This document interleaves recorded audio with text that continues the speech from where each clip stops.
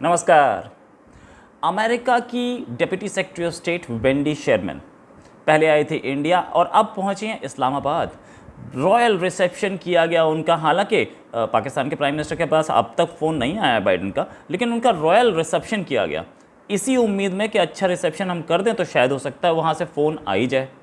Royal reception ऐसे किया गया कि उनको कोविड-19 के टेस्ट से बिल्कुल वो कर दिया गया, भाई ये इनको कोविड के टेस्ट से नहीं जाना पड़ेगा।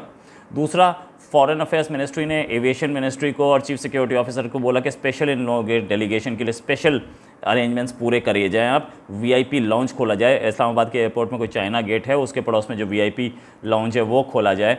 और इनकी पार्किंग तक एक्सेस आना चाहिए इनके व्हीकल्स का, इनकी जो गाड़ियाँ हैं उसका। साथ में डेलीगेशंस के लिए, डेलीगेशन के सामान के लिए पोर्टर्स होने चाहिए, गोल्फ कार्ट होनी चाहिए, लैंडिंग गेट तक जाए।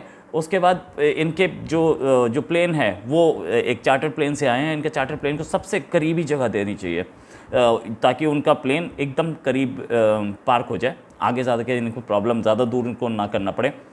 और उसके साथ साथ ये भी बोला गया कि पार्किंग तक पूरे प्रोविजंस किए जाएँ इनके, जहाँ पे इनकी गाड़ियाँ पार्क होंगी। 5 एंट्री पास दिए जाएंगे जो कि प्रोटोकॉल ऑफिसर्स वो दिए गए थे, अब तो वो वहाँ पहुँच चुके हैं। 5 एंट्री पास दिए गए जो कि प्रोटोकॉल ऑफिसर्स के लिए थे। वो प्रोटोकॉल ऑफिसर्स अमेरिकन एम्बेसी के थे। लेकिन उसके बाद से वीआईपी रिसेप्शन हो गया, लेकिन उसके बाद से जितनी भी मीटिंग्स हुई हैं, उनकी मीटिंग हुई कमर जावेद बाजवा से, फॉरेन मिनिस्टर से, आर्मी चीफ से भी कमर जावेद बाजवा से, फॉरेन मिनिस्टर कुरैशी से, और दूसरी मीटिंग्स हुई। इन मीटिंग्स के डिटेल्स सामने नहीं आ रहे।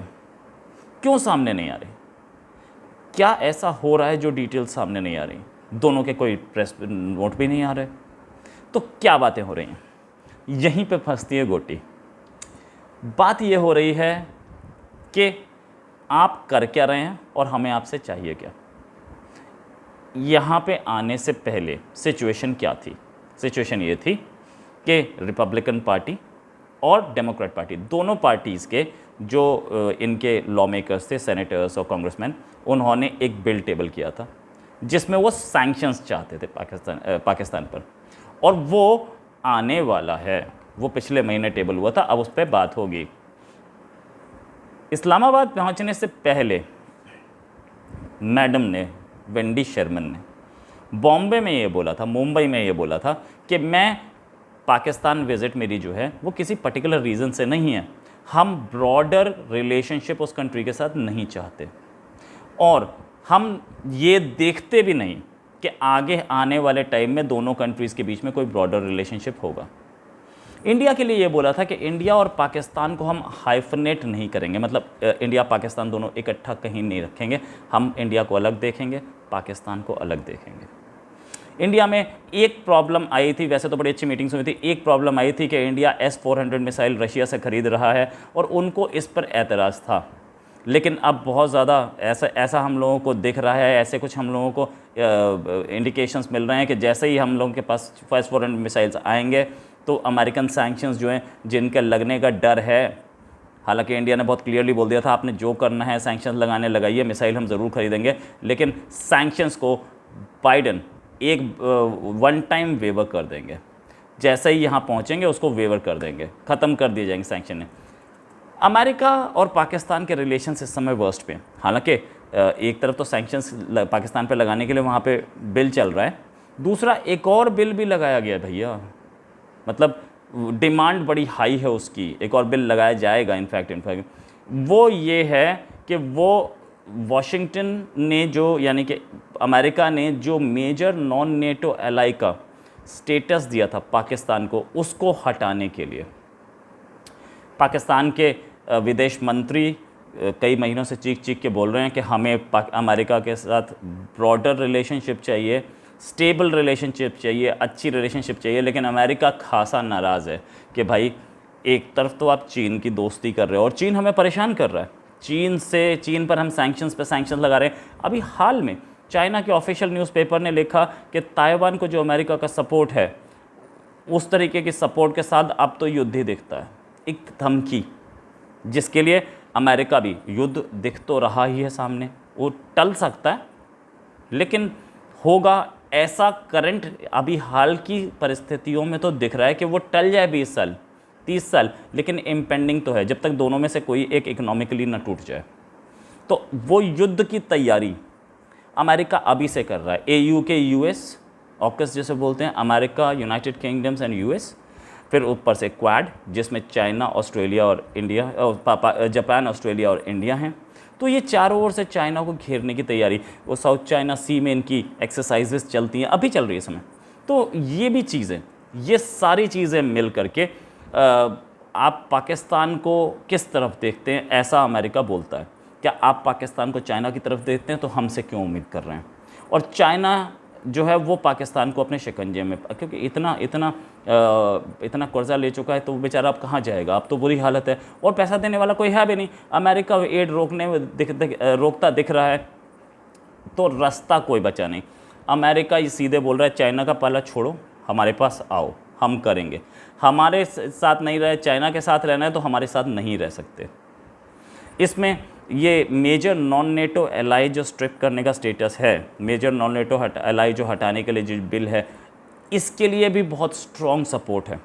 ये 2004 में जॉर्ज बुश एडमिनिस्ट्रेशन ने दिया था एक तोहफे के तौर पे, जब इन्होंने पाकिस्तान ने उसको सपोर्ट किया था अफ़गानिस्तान में तालिबान को हटाने के लिए। और उसके बाद से इनफैक्ट उसने अपनी मर्ज़ी से सपोर्ट नहीं दिया था।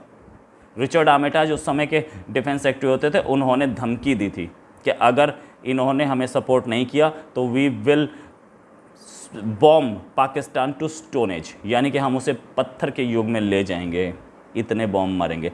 उस समय मुशर्रफ साहब हुआ करते थे प्रेसिडेंट, जनरल मुशर्रफ, वो डर गए और उन्होंने दे दिया। अभी हालिया क्या हुआ है? हाल में ये हुआ है कि फॉर्मर नेशनल सिक्योरिटी एडवाइज़र जो अमेरिका के हैं, HR मैकमास्टर, उन्होंने बोला, फॉर्मर मतलब अभी हटे ही हैं, अभी एडमिनिस्ट्रेशन नया आया है, वो ट्रंप एडमिनिस्ट्रेशन में होते थे, उन्होंने बोला कि कोई और फ्रेश एड पाकिस्तान को नहीं देनी चाहिए, ये हमें बहुत धोखे दे चुका है। इसी ने तालिबान को अपने पास रेफ्यूज दिया था और हमसे बिलियंस ऑफ डॉलर्स लिया और हमसे झूठ बोलता रहा, हमें झूठ के सिवा कुछ नहीं मिला और इस पर सैंक्शंस लगने चाहिए, ये उन्होंने बोला। इनफैक्ट बोला है तो वो कुछ तैयारी पिछला एडमिनिस्ट्रेशन करके गया होगा, तभी बोला है, वरना वो ऐसे नहीं बोलते हैं। दूसरा, अभी करंट जो नेशनल सिक्योरिटी, उनके जो एक्सटर्नल अफेयर्स मिनिस्टर यानी कि फॉरेन मिनिस्टर, जिनको वो सेक्रेटरी ऑफ स्टेट बोलते हैं, एंटनी ब्लिंकन, उन्होंने बोला, उन्होंने एक सेनेट की हियरिंग में बोला कि ब्लिंकन एडमिनिस्ट्रेशन पाकिस्तान के साथ जो ये मेजर नॉन नेटो एलाई का स्टेटस है, इस पर रीथिंकिंग कर रहा है, क्योंकि पाकिस्तान ने तालिबान को और हक्कानी नेटवर्क को बहुत सपोर्ट किया, जिसने हमारे लोग मारे हैं, साथ में हमारे 15 बिलियन डॉलर भी, हमारे 33 बिलियन डॉलर भी खा गया 15 साल में जो हमने दिए थे। तो ऐसी सूरत हाल में, इतनी सारी गड़बड़ चल रही है पाकिस्तान के ख़िलाफ़ अमेरिका में, ऐसे सूरत हाल में ये मैडम एंडी शेरमैन आई हैं और वहाँ पहुँच के क्या बात हो रही है, किससे बात हो रही है, ये तो पता लग रहा है क्या बात हो रही है। इस पर ना तो पाकिस्तान को रिलीज़ देने के लिए राज़ी है, ना अमेरिका। तो बात तो बहुत क्लियर है ना कि कहीं ना कहीं कॉलर पकड़ के समझाया जा रहा है कि आप जो कर रहे हो ना, उसका खामियाजा बहुत स्ट्रॉन्ग होगा, याद रखना। चाइना की गोद में जा रहे हो ना, चले जाओ, कोई फ़र्क नहीं पड़ता, क्योंकि हमारा दुश्मन है। इनफैक्ट दुश्मन तो है ही ना। जो बाइडेन एडमिनिस्ट्रेशन से पहले जो ट्रंप एडमिनिस्ट्रेशन था, उसने चाइना को किस लेवल पे लगा दिया था, इकोनॉमिक सैंक्शंस, उसके ऐप्स बंद कर दिए थे, उसका इंपोर्ट्स बंद कर दिया था, टैक्सेस लगा दिए थे। और नए एडमिनिस्ट्रेशन ने उनको रिवर्स नहीं किया है। नए एडमिनिस्ट्रेशन ने उस सारे टैक्सेस को कंटिन्यू किया है, उस सारे रोक को कंटिन्यू किया है। मतलब नया एडमिनिस्ट्रेशन भी चाइना को उसी तरीके से डील करना चाहता है। इससे एक बात बहुत क्लियर है कि चाइना अब अमेरिका के टारगेट पे है और उसके साथ जो है अमेरिका उसको भी छोड़ेगा नहीं, और अपने फेवर के जो देश हैं उन सब को वो बहुत क्लियरली सपोर्ट करेगा। ये जो इंडिया और अमेरिका की हालिया फ्रेंडशिप बनी है पिछले 20 साल में, इनफैक्ट ये न्यूक्लियर डील जो हुई थी, सिविल न्यूक्लियर डील, उधर से शुरू होती है। और हम लोग शक्ति सिन्हा जी, हमारे former prime minister Atal Bihari Vajpayee के जो सबसे करीबी सिविल सर्वेंट होते थे, उन्होंने ही बोला था कि हमसे इंडिया और अमेरिका रिलेशंस कुछ ऐसे थे कि हमारे न्यूक्लियर टेस्ट के बाद अमेरिका ने इंडिया पे नज़र रखने के लिए चाइना को बोल दिया था। तो एक ऐसी सिचुएशन से हम निकल रहे हैं। ऐसी सिचुएशन होती थी 1990s के एंड में 2004 तक, और उसके बाद जो हमारा वो चेंज हुआ है हमारा अमेरिका के रिलेशंस, अब वो हमें चाइना से ऊपर रखता है। तो ये सिचुएशन जो है बदलती जा रही है, और इस सिचुएशन में अमेरिका को एक बात तो बहुत क्लियर पता है कि हमारी होने वाला युद्ध वो भी चाइना से, उसमें जो हमारे साथ है वो हमारे साथ है, और जो हमारे खिलाफ़ है वो चीन के साथ है। तो इस पर इंडिया से अब बेटर रिलेशंस और चीन को घेरने का ये सिलसिला बढ़ता जाएगा। इसी सिलसिले में वेंडी शेरमैन वहाँ पहुँची हैं और वहाँ जा कर के अच्छी तरह से क्लास ली है सबकी, तभी तो कोई स्टेटमेंट नहीं आ रहे हैं। हो सकता है कि एंड में, मीटिंग्स के एंड में कोई एक स्टेटमेंट निकाल दिया जाए, हाँ मेरा बच्चा, मेरा मुन्ना, कि ऐसा हुआ वैसा हुआ, लेकिन अभी तक कुछ नहीं आया। मीटिंग्स हुई ना, शाह महमूद कुरैशी से मीटिंग होती, कोई स्टेटमेंट तो आता कि मीटिंग कैसी थी, मीटिंग में क्या हुआ, पाकिस्तान रेडियो बता रहा है क्या हुआ। यहाँ पे भी तो हमने स्टेटमेंट्स देखे थे। खैर एनीवेज, जब आएगा तो पता चलेगा, लेकिन अभी तो मुझे लगता है क्लास लगने का दौर है, क्लास लगाई जा रही है, और वहाँ पे पाकिस्तान के लिए संभालना मुश्किल हो रहा है, क्योंकि अभी तक एक फ़ोन भी नहीं आया बाइडेन का। और पहला आदमी, हमारे पास तो वैसे भी आते रहते हैं, एंटनी ब्लिंकन भी अभी गए थे, लेकिन उनका क्या, उनके पास कोई पहला ऑफिसर आया है, कोई पहला एडमिनिस्ट्रेशन का आदमी आया है जो कि वहाँ पे बातचीत कर रहा है। तो उसके लिए इतना वीआईपी रिसेप्शन और उसके बाद भी क्लास लग रही है, तो ठीक है, बढ़िया है, अच्छा है।